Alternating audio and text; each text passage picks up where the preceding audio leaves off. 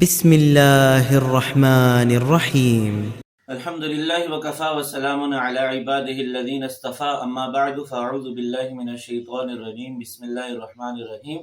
وَلَقَدْ آتَيْنَا مُوسَى الْكِتَابَ اور ہم نے موسیٰ کو کتاب دی وَقَفَّيْنَا مِن بَعْدِهِ بِالرُّسُلِ اور ان کے بعد پے در پے رسول بھیجے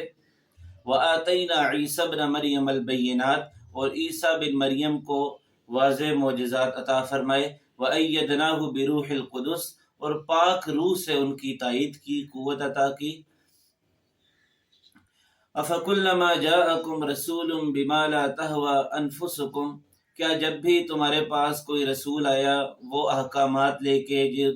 تمہارے نفس کو پسند نہیں تھے، تمہارے دل کو اچھے نہیں لگتے تھے، استکبرتم تو تم لوگوں نے تکبر کیا، فَفَرِيقًا كَذَّبْتُمْ پھر انبیاء کے ایک گروہ کو تم نے جھٹلا دیا، وَفَرِيقًا تَقْتُلُونَ اور ایک گروہ کو تم نے قتل کر دیا۔ اللہ تعالیٰ یہاں پر بنی اسرائیل کو یہ یاد دلا رہے ہیں کہ ہم نے تمہاری ہدایت کے لیے پے در پے سامان کیے۔ سب سے پہلے حضرت موسیٰ علیہ السلام کو بھیجا، تورات ان کو دی لیکن تم نے انکار کیا۔ پھر اس کے بعد انبیاء کرام کا ایک سلسلہ چلتا رہا لیکن تم نے ان کو بھی تسلیم نہیں کیا۔ اور پھر بنی اسرائیل کے پیغمبروں میں آخری پیغمبر حضرت عیسیٰ علیہ السلام تشریف لائے، وہ بھی معجزات لے کے آئے، وہ بھی کتاب انجیل لے کر آئے، پھر بھی تم نے تسلیم نہیں کیا۔ پھر حضرت عیسیٰ علیہ السلام کی تائید اللہ تعالیٰ حضرت جبرائیل علیہ السلام کے ساتھ فرماتے رہے، چنانچہ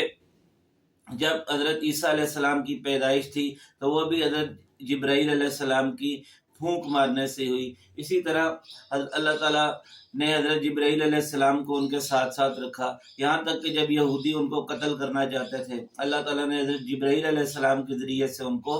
آسمانوں پر اٹھا لیا۔ اللہ تعالیٰ بنی اسرائیل کی یہ صفت بیان فرما رہے ہیں کہ جب بھی انبیاء کرام ان کے پاس آتے ہیں اور اللہ تعالیٰ کے احکامات ان کو پہنچاتے ہیں اور انہیں وہ احکامات اچھے نہیں لگتے تو یہ ان کو ہمیشہ جھٹلاتے رہے، انکار کرتے رہے۔ پھر بعض انبیاء کا تو انہوں نے انکار کیا جیسے حضرت موسیٰ علیہ السلام کا، حضرت عیسیٰ علیہ السلام کا، اور بعض انبیاء کو انہوں نے قتل کر دیا جیسے حضرت زکریا علیہ السلام اور حضرت یحییٰ علیہ السلام۔ اللہ تعالیٰ سے دعا ہے کہ وہ ہمیں قرآن مجید کی برکت سے، احادیث مبارکہ کی برکت سے قرآن و سنت کے مطابق عمل کرنے کی توفیق عطا فرمائے اور اپنے نیک بندوں میں ہمیں شامل فرمائے۔